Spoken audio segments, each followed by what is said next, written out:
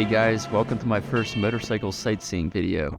In this video, I'm going to share the best views from our 6-day motorcycle tour and share my planned itinerary versus what actually happened for anyone that's looking for road trip ideas. I don't have any footage from our preparation days, so I'll give the background information while riding to Sedona. My mother, uncle, and I have been planning to do a trip out west like this ever since I interviewed for my job over a year ago. My family ended up renting bikes on rideshare for the week, which has its pros and cons that I'll mention later. I rode on a motorcycle that has been in the family for 8 years now that I shipped down from Pittsburgh, which I'll also give more details about later. I planned the trip for the end of September going into October to avoid the monsoon season and to time it in between the blazing hot temperatures in Phoenix and the freezing weather in the mountains. As most motorcycle trips go, we got a little bit of everything. When we picked up the rentals on Sunday, it was 113 degrees and the bikes were an hour away. With the sun out and a heavy helmet keeping all the heat in your head, there was a heat exhaustion scare on the way back. Once we made it back to my apartment in one piece, we bungeed up and got ready to go. We woke up before sunrise so that we could avoid taking the busy I-17 to Sedona and instead driving on the winding roads through Payson. At 6 a.m. we saddled up to depart and my mom's bike didn't start. It turns out from the hot summer, the battery was already dead. The owner tried accusing us of leaving the battery on overnight, but thanks to my blogging, I showed her the pictures of it bungeed up with no lights on. After going to Walmart to buy a battery and having the workers act like they don't even have it, we got it installed, and after a quick snack, we were ready to go at 9 a.m. To add to our bad luck, the road to Payson was closed that morning due to construction. Rather than waiting even longer for it to open, we decided to make up time by taking I-17. Finally, we were on the Red Rock Scenic Byway leading into Sedona.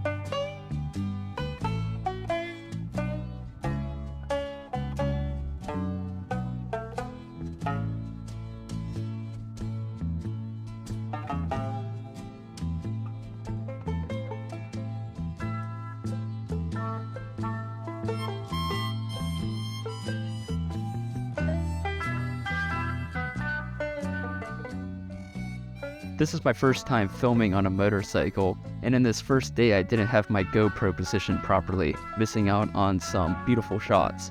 But at least I was able to capture some things, like Bell Rock, not to be confused with Bell Rog. Bell Rock.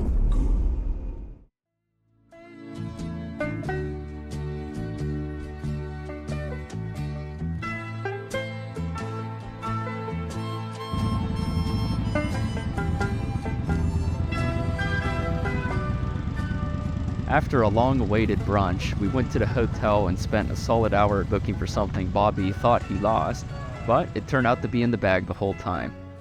We had time to very quickly check out the town before hiking Devil's Bridge. Devil's Bridge is the most popular hike in Sedona. From Mescal Trail, it is about 4 miles round trip with some steep parts at the end. If any of you are planning on a Sedona trip, I would also recommend West Fork Trail for being the most scenic, and Soldier Pass Trail, which is generally much easier.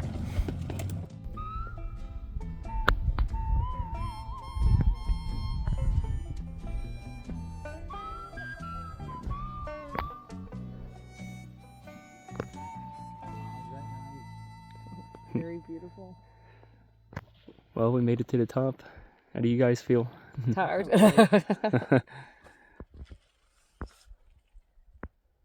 Due to all the delays, we ended up getting to the bridge during the last moments of twilight and did the last 2 miles in the pitch black.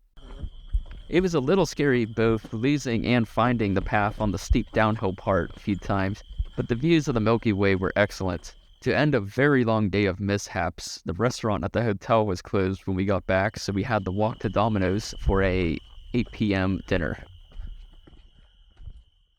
After such a long day full of delays, we decided to sleep in an extra hour to almost get a full night's of sleep and to avoid the morning cold.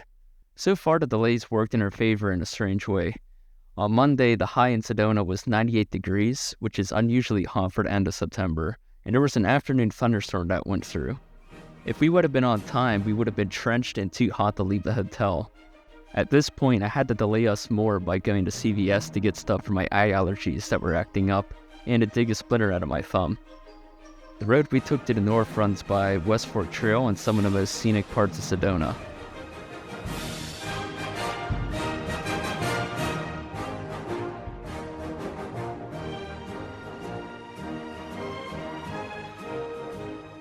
You'll see us bundling up here because the temperatures were in the 50s with a high of only 65 degrees in Flagstaff.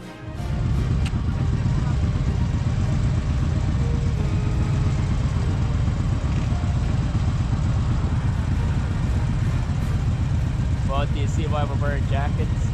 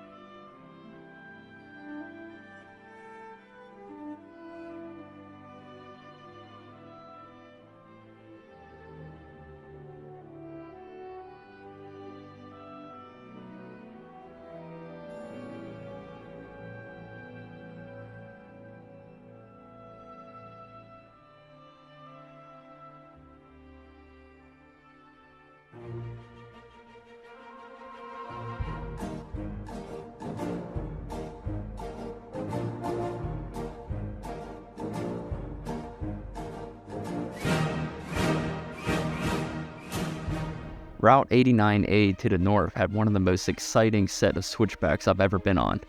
It's amazing how much the topography varies in Arizona. Riding through a dense pine forest is usually the last thing anyone thinks of when it comes to Arizona. Unfortunately, I put away my camera when leaving Flagstaff. I wasn't expecting Humphreys Peak to have fall foliage so early in the year. The closest thing I could find to it was this picture on the internet. The views from up there looking down in elevation was also stunning.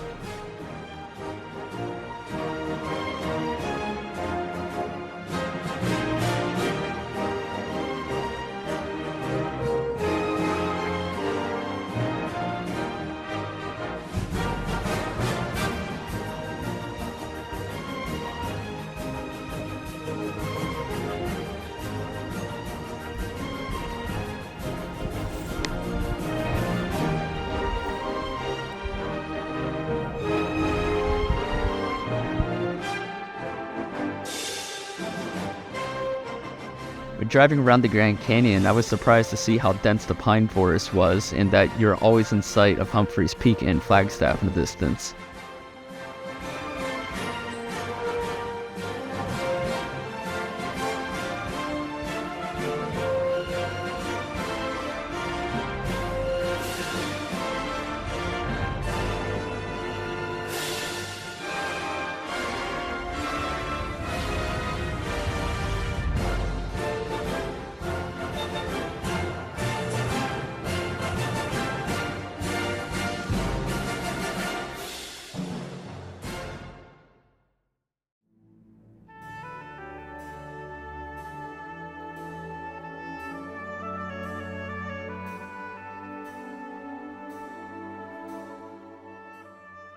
When leaving our lodge, we saw what I'm assuming is a mule deer hanging out by the road.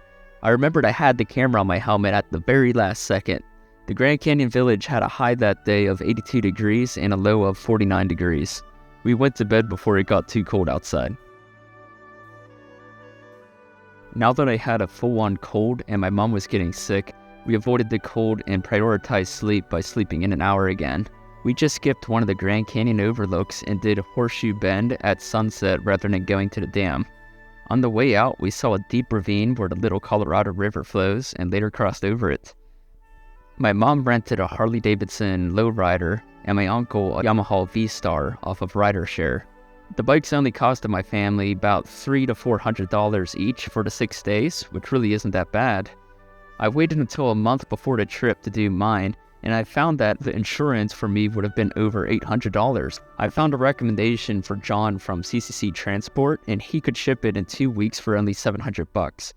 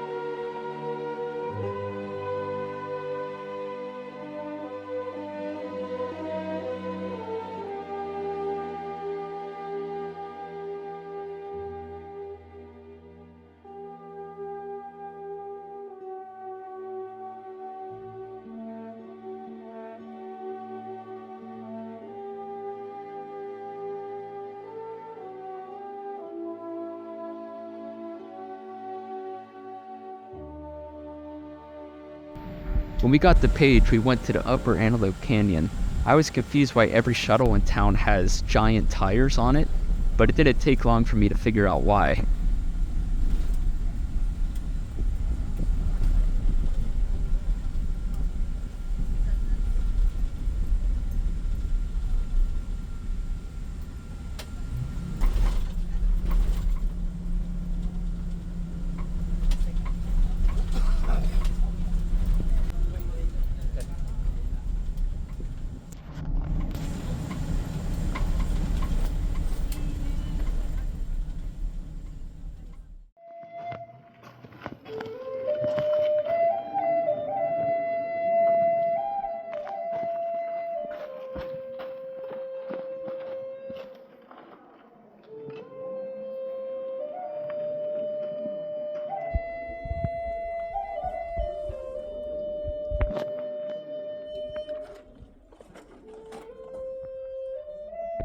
After Antelope Canyon, we went to Horseshoe Bend.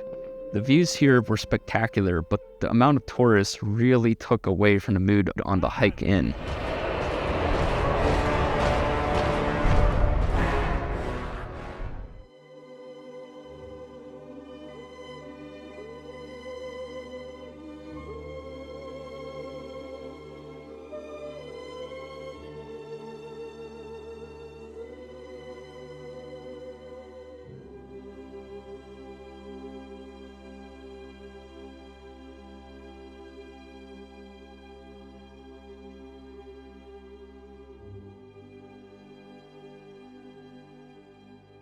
The 93-degree heat felt good to ride in, but in the morning it went back down to 55 degrees.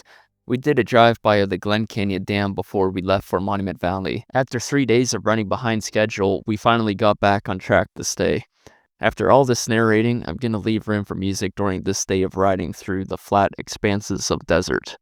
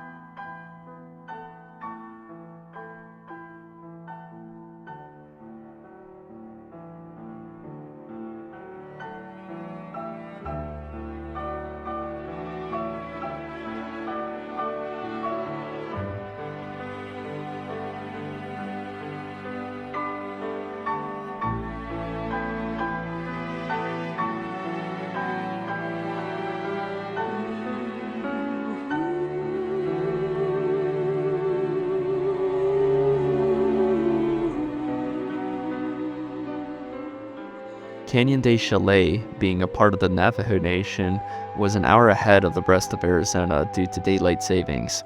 All of the overlooks were empty, leaving us with a proper silence that you may never find at Horseshoe Bend. After having Navajo tacos, we encountered some loose horses on the side of the road in the dark. It's a good thing we didn't do much night riding on this trip.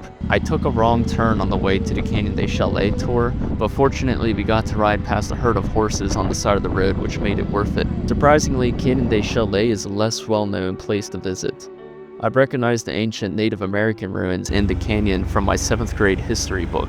The only way in is through the dirt road at the mouth of the canyon or by hiking. Either way, a Navajo guide is a requirement. We only had 2 other people in our truck, so it felt like a one-on-one tour guiding. Upright on sticks which are squatting down. That's how the woman used to give birth to the child back then, squatting down. Look that line representing the snake. So we have rattlesnakes, gopher snakes, and garden snakes. Our guide was wearing a Pittsburgh Steelers hat, and it's great to see a Pittsburgh influence even in this small corner of the world.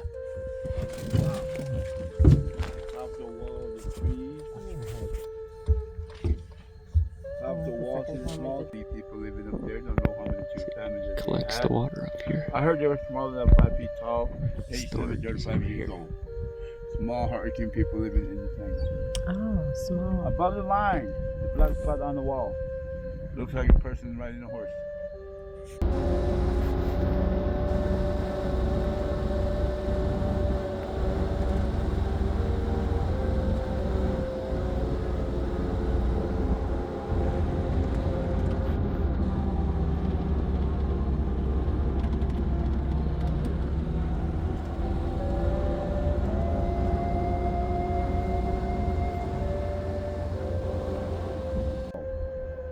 These joints are named after the ruins that are on the ground behind the trees here. That's Low House ruins. One of the ruins are underground, one of the biggest ruins, one of the trading place also. Up left is the Low House ruins, which is across the town back there. I heard it's a whole big climb symbol. Before they start the climb from the middle out and right, they complete the climb. The bottom one is not wanting to take it.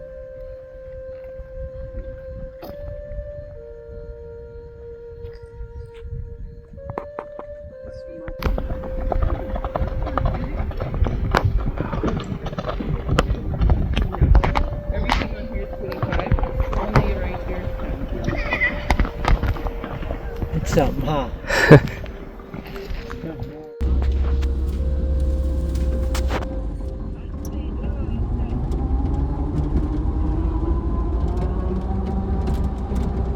The atmosphere with the cattle and horses roaming freely in the deep canyon while getting an in-person history lesson is an experience like no other.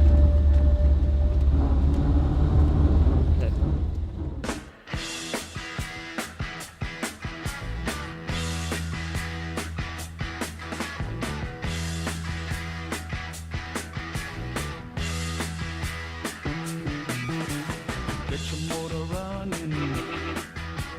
Head out on the highway, looking for adventure, and whatever comes our way. Yeah, darling, go make it happen. Take the world in a loving embrace. Fire all of the guns at once and explode into space. I like smoking lightning, heavy metal thunder, racing with the wind, and the feeling that I'm under. Yeah, darling, go make It was nice taking a break from riding by sitting on a bumpy truck in the sun for 4 hours. The time zone change of gaining an hour helped us because time was running thin. It's my mom and her new friend at Petrified Forest. This park is very well advertised being off of I-4 and is hyped up to be breathtaking. After exploring Chalet that same morning, Petrified Forest felt like a letdown. They also charged us $20 per bike, which wasn't ideal. The park is small enough that I had enough battery and memory left to record the entire thing, and I'll make a standalone video just for this. I may have to link to it in the description if you're watching this now. With that said, I'll abbreviate the visit in this video for time. I photobombed them, so I went Oh, did ya? And they were photobombing me. It wouldn't have been a Wild West motorcycle ride without a ride into the sunset.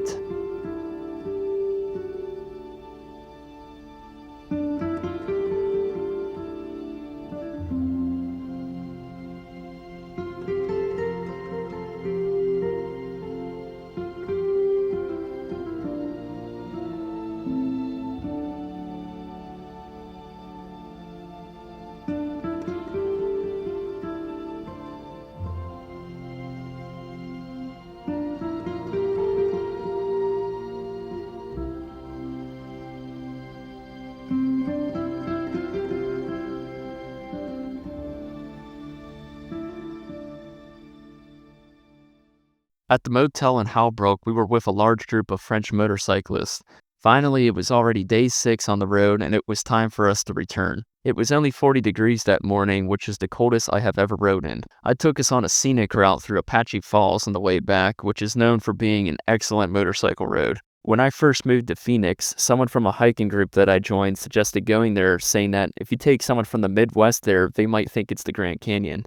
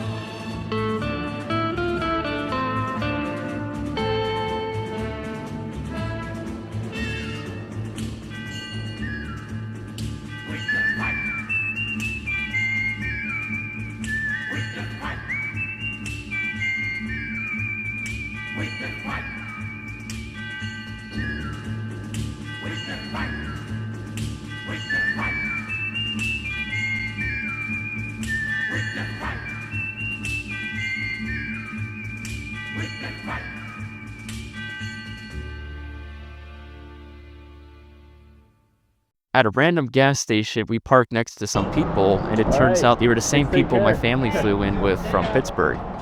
You never know who you're gonna meet out here. We drove through Globe and the San Carlos area on the way back when my batteries died. I definitely plan on coming out this way again, so I'll put this road in a future video. If you made it through the whole video, thank you so much for watching.